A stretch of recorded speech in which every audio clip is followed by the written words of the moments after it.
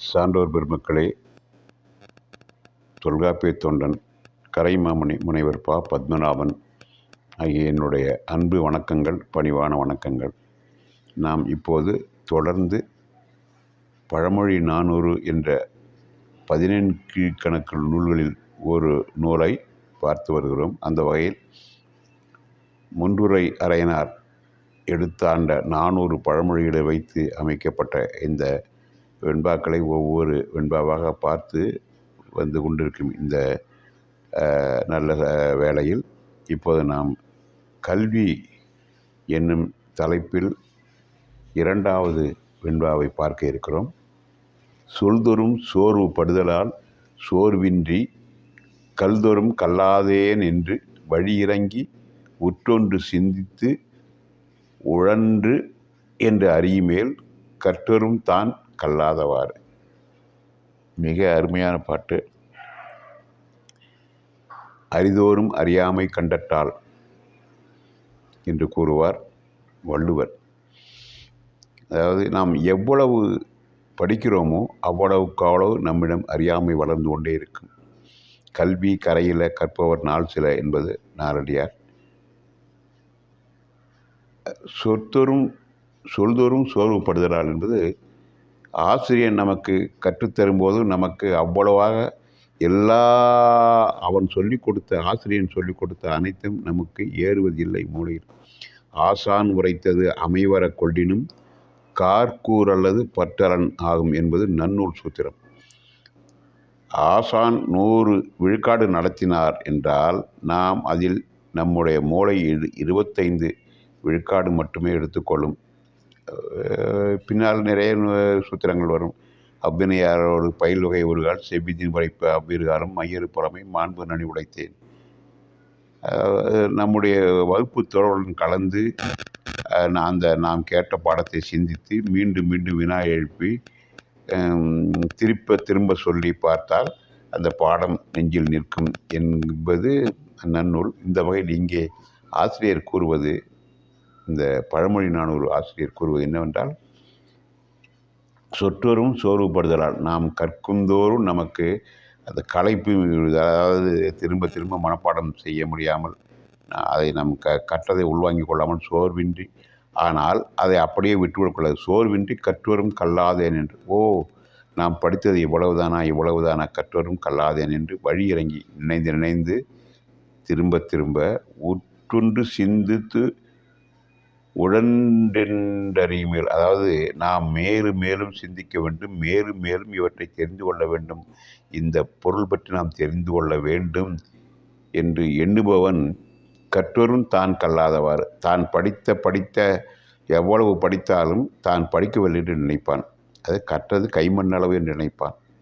அதுதான் சுருக்கமாக சொல்லப்போனால், கற்றது கைமண் அளவு கல்லாது உலகளவன் உற்ற கலைமடந்தை ஓதுகின்றால் மெத்த வெறும் பந்தயம் கூற வேண்டாம் புலவீர் எறும்பும் தன் கையால் என்சான் என்று ஒரு பாடல் வரும். அந்த வகையில் கற்றது ஔவையார் பாடல். அந்த வகையில் கற்றது கைமண் அளவு கல்லாது உலகளவு. அதாவது படிக்கும் தோறும் நாம் ஒரு பாடலை படிக்கும் தோறும் புது விளக்கங்கள் அந்த பாடலுக்கு நமக்கு கிடைக்கும். எடுத்துக்காட்டுக்கு என்னை பொறுத்தவரை சொல்ல வேண்டும் என்றால், தொல்காப்பிய நூற்பாக்களை ஒரு முறைக்கு 2 முறை படித்து பார்த்தால் பல்வேறு பொருள்கள் விளங்கும். அதாவது அந்த நூற்பா அந்த இடத்திற்கு அவர் சொன்ன வகையில் பொருந்தும் என்றாலும், சில நேரங்களில் அந்த நூற்பா உலக பொதுமைக்கே பொதுமையாக நிற்கும், என்றும் பொருந்தும். எடுத்துக்காட்டுக்கு ஒரு நூற்பாவை சொல்லப்போனால், நிகழ்ந்தது நினைத்தற்கு ஏதுவுமாகும் என்று அகத்திணைகள் சொல்கின்ற நூற்பா இன்றைக்கும் நாம் பயன்பாட்டில் இருக்கிறது.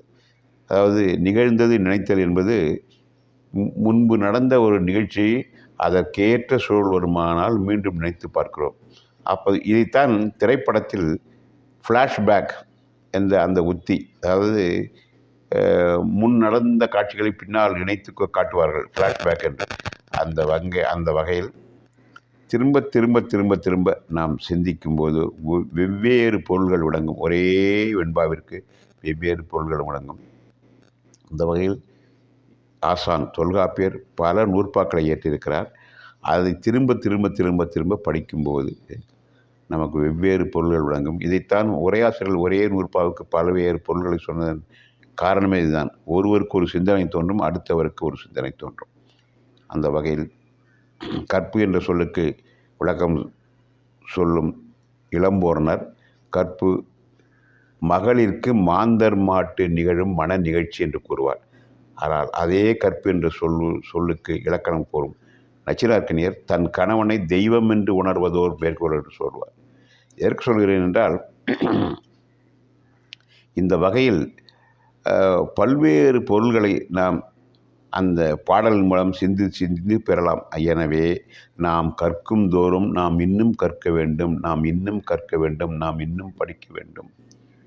கற்றோரும் தான் கல்லாதவாறு. நாம் படிக்கும் போதெல்லாம், நாம் ஒன்றை கற்கின்ற போதெல்லாம் நாம் இன்னும் கற்கவில்லை, நாம் இன்னும் கற்கவில்லை என்ற நினைப்பு நமக்கு வர வேண்டும். முற்றும் உணர்ந்தவர் இல்லை, முழுவதும் கற்றனம் என்று களியற்க என்பது இதே 17 கீழ்கணக்கில் வருகின்ற ஒரு பாடல், வெண்பாவின் முதல் 2 அடிகள்.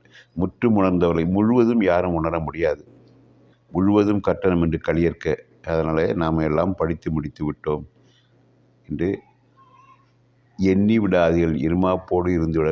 இதற்கு பெயர் தான் வடமொழியில் வித்யா கர்வம் என்று சொல்வார்கள். இந்த கர்வம் கூடாது.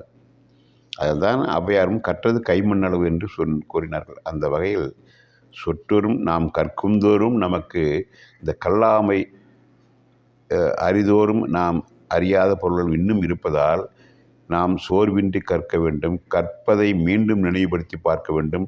நாம் இன்னும் கற்கவில்லை என்று நினைக்க வேண்டும். அந்த வகையில் இங்கே கையாளுகின்ற வெண்பா கற்றோரும் தான் கல்லாதவாறு.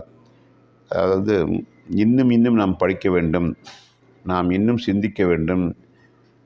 கற்றது கைமண்ணளவு என்று கூட அந்த அந்த அந்த பழமொழியை இங்கே வைத்துக்கொள்ளலாம். அந்த பழமொழியை வைத்து இங்கே நமது முன்னுரை அறிஞர் சொல்லியிருக்கிறார். அந்த வகையில் நாம் இந்த வெண்பாவை இன்று பார்த்து முடித்திருக்கிறோம்.